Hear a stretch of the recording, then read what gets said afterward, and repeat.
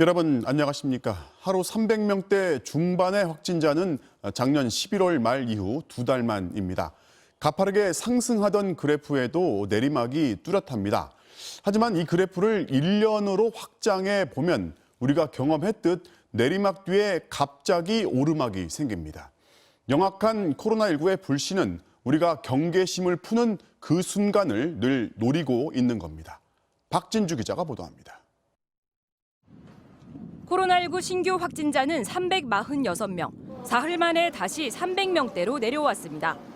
지난해 11월 23일 이후 2달 만에 가장 적은 수치입니다. 거리두기 단계 조정의 핵심 지표인 최근 1주간 하루 평균 국내 발생 환자 수는 404.6명으로 그전 주에 비해 100명 넘게 감소했고 위중증 환자도 200명대로 내려왔습니다. 2달 넘게 계속된 3차 대유행이 확연한 감소세에 진입한 겁니다. 하루 1,000명을 훌쩍 넘던 확진자가 점차 줄어들고 있는 것도 9시 이후 영업 제한과 5인 이상 모임 금지의 효과가 컸다는.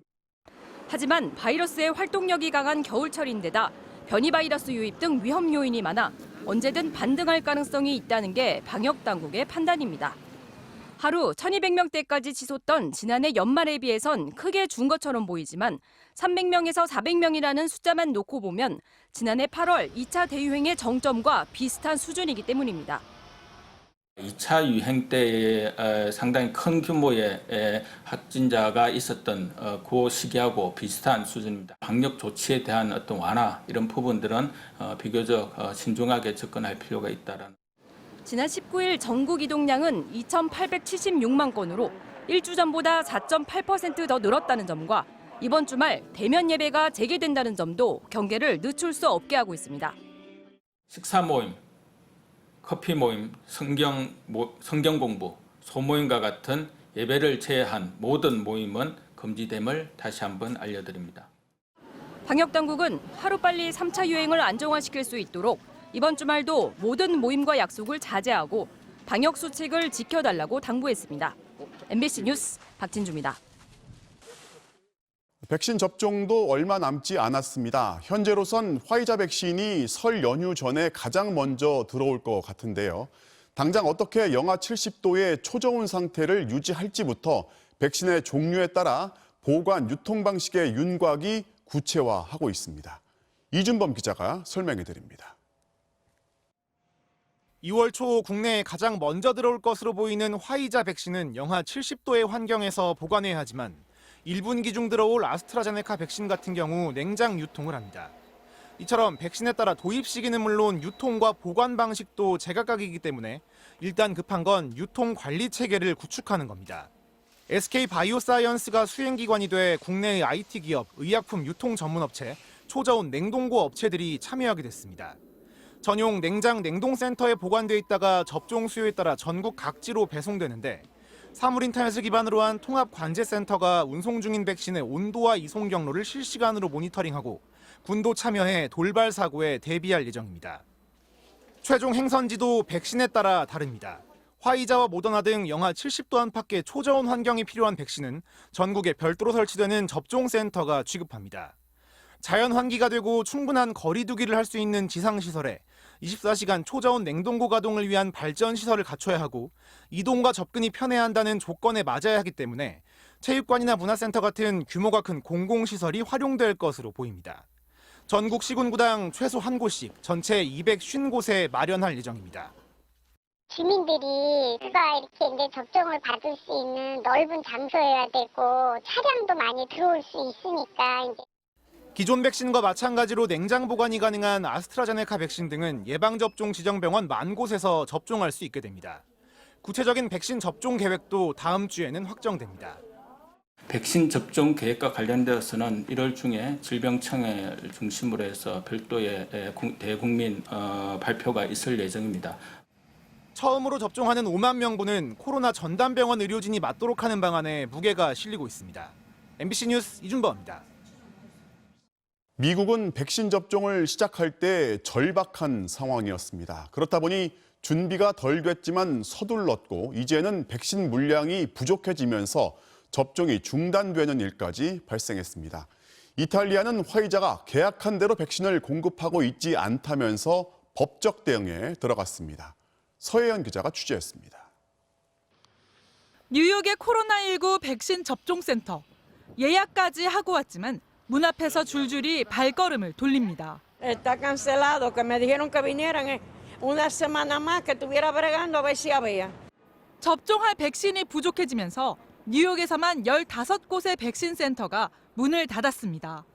2만 3천 명의 접종이 보류됐고 신규 예약도 중단됐습니다.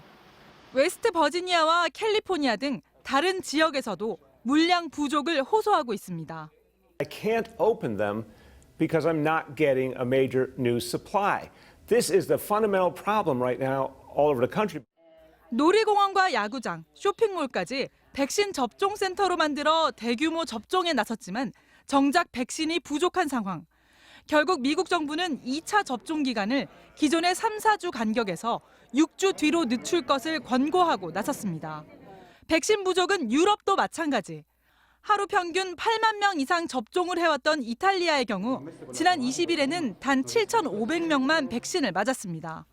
화이자 백신을 공급하는 벨기에 공장이 생산 설비를 늘려야 한다며 공사에 들어갔기 때문입니다. 이탈리아 정부는 화이자를 상대로 소송을 검토하고 있습니다. Questo è accaduto per una decisione unilaterale da parte dell'azienda ed è stata a noi comunicata con un preavviso davvero ridotto. 이런 와중에 아스트라제네카 백신을 생산하는 인도의 공장에서는 화재가 발생했습니다. 회사 측은 만일의 사태에 대비해 여러 생산 공장을 갖추고 있어 백신 생산에는 차질이 없을 것이라고 밝혔지만 추후 백신 생산을 늘리는 데는 영향을 줄 수 있다는 우려가 나오고 있습니다. MBC 뉴스 서혜연입니다. 미국 바이든 대통령이 코로나를 대하는 자세는 역시 트럼프와 확연하게 달랐습니다. 취임하자마자 연방관청에서 마스크 착용을 의무화하더니 이제 모든 입국자는 비행기를 타기 전 코로나 음성이라는 걸 증명해야 하고 도착한 뒤에도 우리나라처럼 자가격리를 시킬 것으로 보입니다.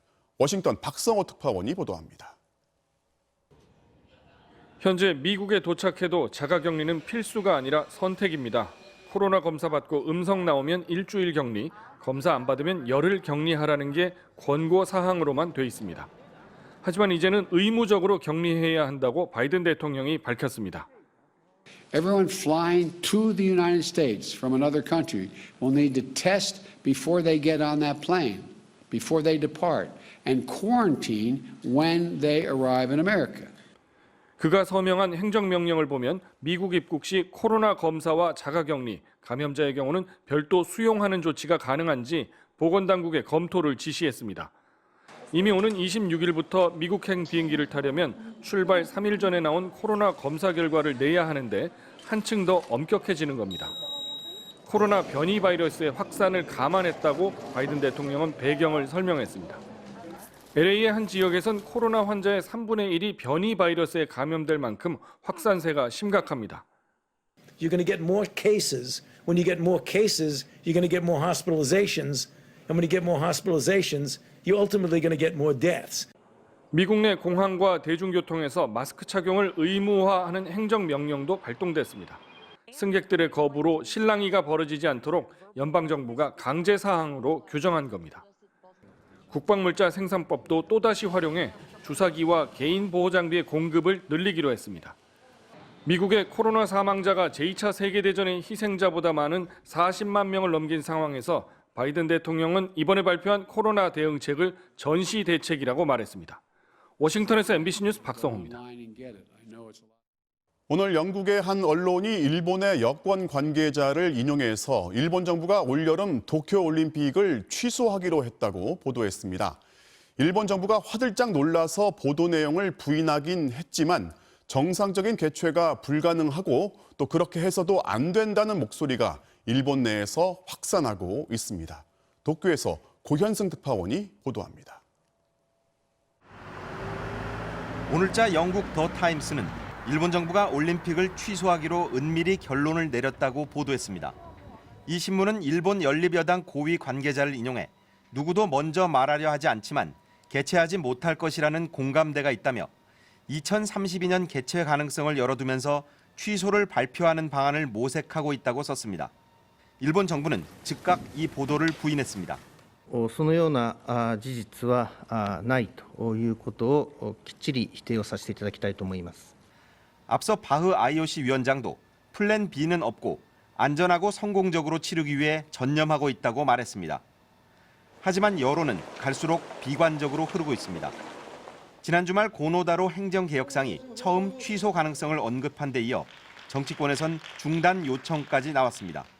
今年夏の五輪開催は中止し、日本と世界のあらゆる力をコロナ収束に集中するべきだと考えるものであります。希望的観測だけで走るのはかえって無責任です。 친여당인 일본 유신회는 연기를 주문했습니다. 4年ずつもう後ろ倒しにしてね、2024年を目指して交渉すべきだと僕はそう思ってます。 도쿄 의사회는 무관중 대회를 제안했고 일본 의사회는 의료 붕괴 직전의 상황에서 선수단까지 수용하긴 어렵다고 호소했습니다. 도쿄의 하루 확진자는 열흘 연속 1000명을 넘고 있고 긴급 사태 선언 한 달 연장을 검토 중이라는 보도도 나왔습니다. 中止でいいと思います。そのお金をコロナ対策に使った方がいいと思います。 백신도 이르면 5월에나 일반인 접종을 시작할 걸로 보입니다. 3월 25일 성화 봉송이 시작되기 전에 개최 여부를 결정할 가능성이 높은데 코로나 상황에 큰 반전이 없는 한 정상 개최는 어려워 보입니다. 도쿄에서 MBC 뉴스 고현승입니다.